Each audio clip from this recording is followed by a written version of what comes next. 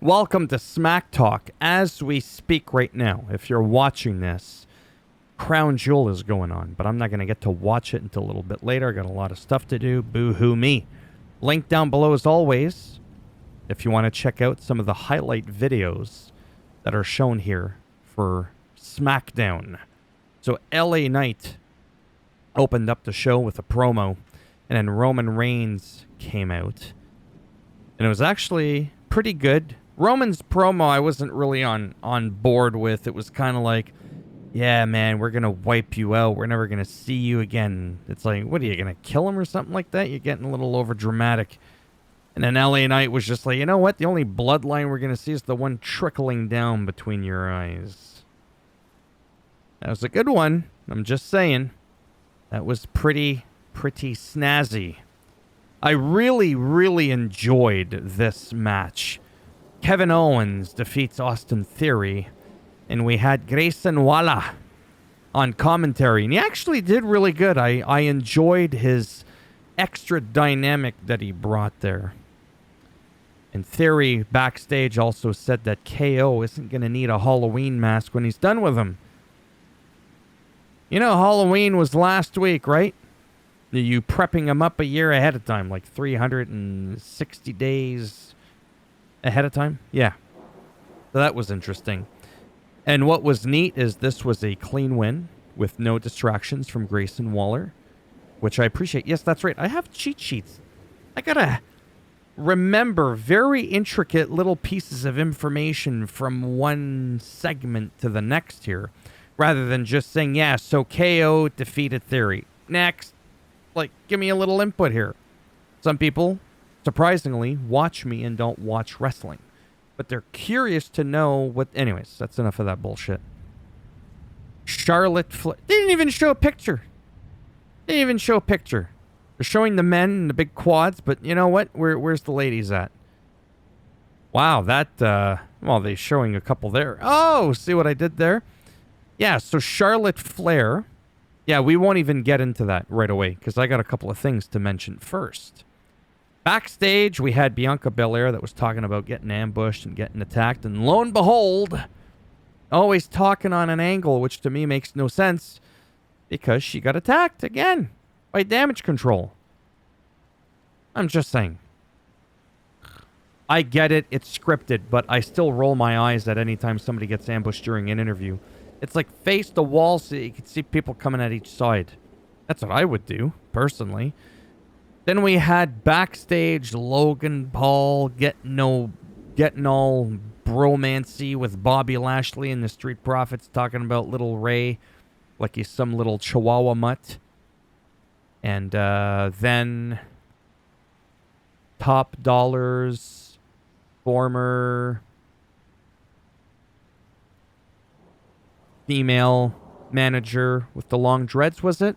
I forget her name. Honest to God, I forget her name. Maybe she's in here. Maybe I should look that shit up. And that's dumb because I had already looked it up, but I wanted to double check. Usually, if anybody makes an appearance, even for a nanosecond, honestly, they should just be in the goddamn credits, and they weren't there. Anyway, she took Bobby Lashley aside. Not too sure what that's about, but whatever. So that happened. And then Chelsea and Piper versus Shotzi, and the secret mystery opponent was Charlotte. Chelsea got pinned too easily again by a regular move. Like, she's a champion. You know what I mean? You just get a boot in the head and that's it. Like, it's just, I don't know. I'm just saying, kind of overdoing it. They really need to make her look a little bit stronger. Not like a jobber. Okay? That's just my take on that. Now we can do this. Solo Sikoa finally talked in order to talk to John Cena. He took the microphone from Paul Heyman and he's all like, "We don't need to talk to these people. We need to talk to Cena." And I was like, all right. Now, Cena came out and spoke, gave his promo. Man, did he roast the shit out of him. Basement dwelling bargain bin Taz or something. It was funny, but he had a raspiness in his voice. And it was just really cool because he was trying to play on getting Samoan spiked right in the jugular vein.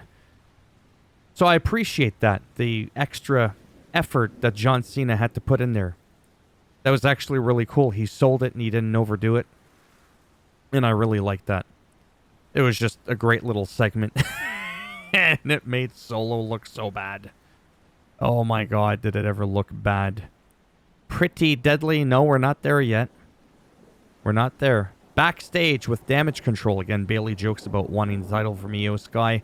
There's been a lot of like little times where Bayley puts Io in an awkward position or says something awkward, and I'm just like, that's going to implode someday. It really, really is. I like Io Sky. Piss on the rest of Damage Control. I don't give a shit about. I find Bayley so goddamn annoying. Really, really annoying. I miss the way she was before. I miss the huggy, Bayley. That's what I miss. Moving on. The Brawling Brutes versus Pretty Deadly. It was a good match, and it had no DQs, and they defeated the Brawling Brutes, and I really liked that. Because it makes them look good. Plain and simple, and it was on a Donnie Brooke match. I'm not going to pretend like I know who Donnie Brooke is, or where Donnie Brooke is, or what it is. I don't know. It's a Brooke named after... I don't know. I just have no idea. I could probably look it up. I'm a little lazy right now. But it's a good match. And Ridge to Fridge, a couple times. Just saying. Picked up them boys, the Yes Boys. And all I could think to myself, and I feel like an asshole, but it's how I feel inside. Just don't fuck them up. Don't put them on the shelf for a couple of months again. Right? Because Big E and... Anyways. Things happen. I get it. I know I keep going on about it, but they keep facing each other, so it's hard for me not to go on about it. Right? And I'm thinking, if I'm this guy... Well, first of all, I'd pay the extra $4 to get the rest of my shirt, built. I would have some hesitations, but he's doing, like, really good. And Ridge is just not holding back. He's not, like, being, like, overly self-conscious about his performance, which is kind of good, because that can actually cause bigger issues, really, in the end of it all. So... Backstage, Nick Aldis and Paul Heyman had a quick little brief chit-chat. I like Nick Aldis. Like I said, I don't really know who he is. I think he comes from NXT. I honestly don't know. Like I said, if I don't know something, I'm not going to pretend like I know. Or look at a prior just so I can look smart. I'm not going to do that. Fuck, I don't know where he comes from. But this was kind of funny. I like Logan Paul. He really is good at what he does. And... they did the weigh-in, so 175 for the Chihuahua and 213 for the Pitbull. And that's a good weight because Logan Paul's pretty tall, and I feel like that's actually pretty believable of a weight. Like I myself am like a whopping 240 pounds. Now, my abs look like that when I suck it in. I push down on my stomach a little bit. Or I flex like really hard, put like a lot of self-tanner on so that the sun highlighting my abs really accentuates the little lines that I have in there for real. It makes a difference. I'm definitely not supposed to be 175, but Ray, I'm overanalyzing it. He's supposed to probably be like 160 pounds. So that's believable, right? He's in great shape, don't get me wrong. But yeah, I feel like those weights, the reason why I wanted to keep talking about it was to weight shame them. No, it's because those are believable. I don't think those are build weights, right? Back in the day, I could be wrong. Were they trying to make Rey Mysterio like 205 and he would have been like 230 or 240 pounds? I don't know. Whatever. I just wanted to talk about it. They made a little segment. They tried to make it look like a little bit of a boxing match because Logan Paul just won a boxing match against Dill Pickle. Okay. Now, Bianca Belair defeated Bayley.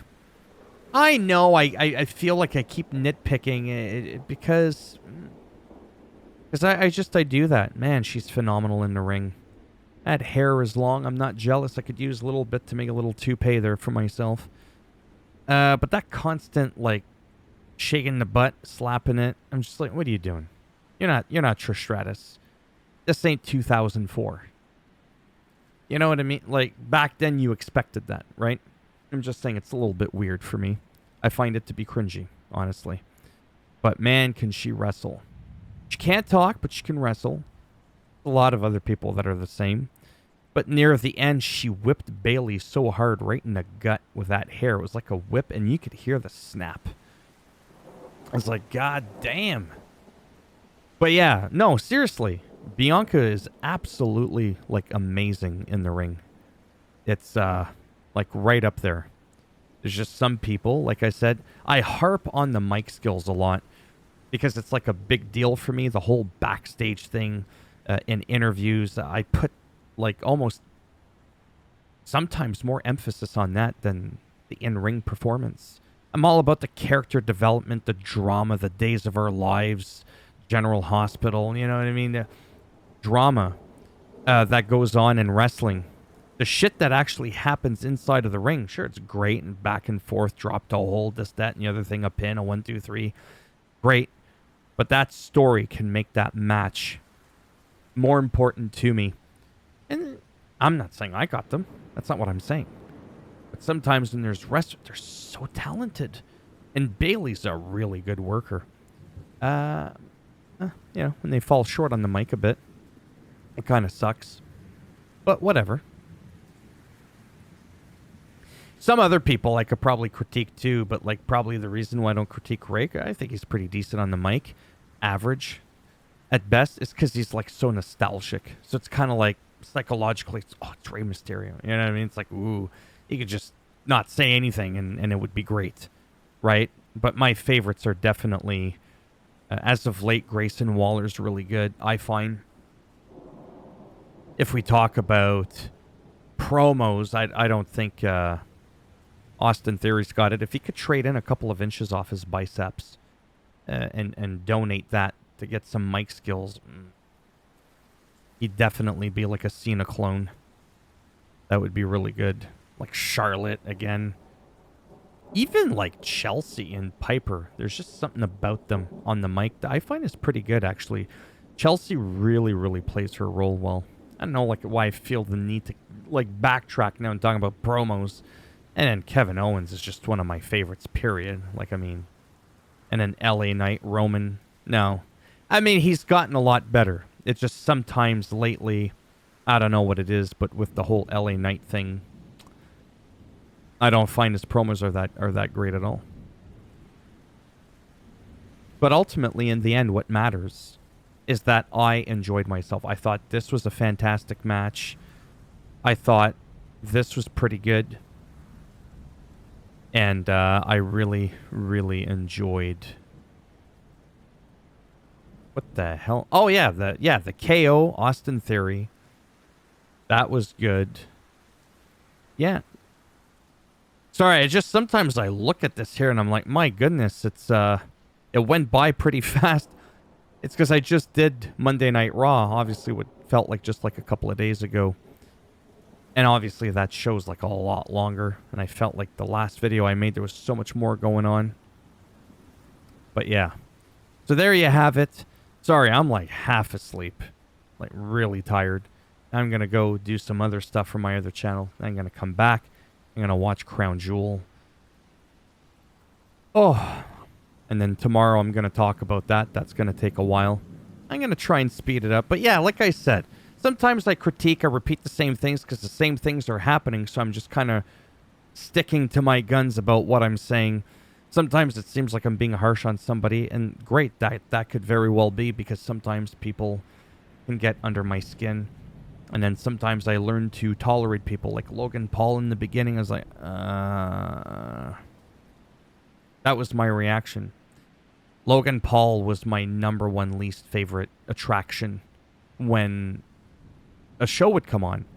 But now I'm kind of like very quickly like, oh, wow, you know what? Let me put aside my personal biases of what I think he is as a person based on, you know, his past. And just go with what I'm seeing in WWE. And I'm really impressed. Definitely one of the biggest shockers for me. Like, just, yeah. I'm going to stop talking. I feel like I'm rambling a lot, especially when I get tired. I tend to do that. It's just a part of my personality. As always, if you liked the video, thumbs up. It does greatly help the channel with the algorithm. And if you didn't like the video, go ahead, give it a thumbs down. We'll bend it in half. We'll twist it. A Samoan spike in the ass. John Cena said the same thing. He's copying my lines. I know he's watching my channel. I know he is. Absolutely is. I'll make sure that you wake up in the morning. You don't even realize it. You go out. You go to work. You go to hang out with your friends. And you're dressed like Pretty Deadly. Oh, yeah. And if you want to subscribe to the channel, I mean, naturally, that would be great now, wouldn't it? But if not, trust me, I get it. This ain't for everybody, okay? But I'm having a blast. But if not, thanks for stopping by anyways. Take care, and maybe I'll see some of you in the next one tomorrow with Crown Jewel. And I'm going to be coming up with some more WWE 2K23 universe gameplay. Nothing too exciting, I get it. But I really enjoy doing that, so we'll do that soon. Bye for now.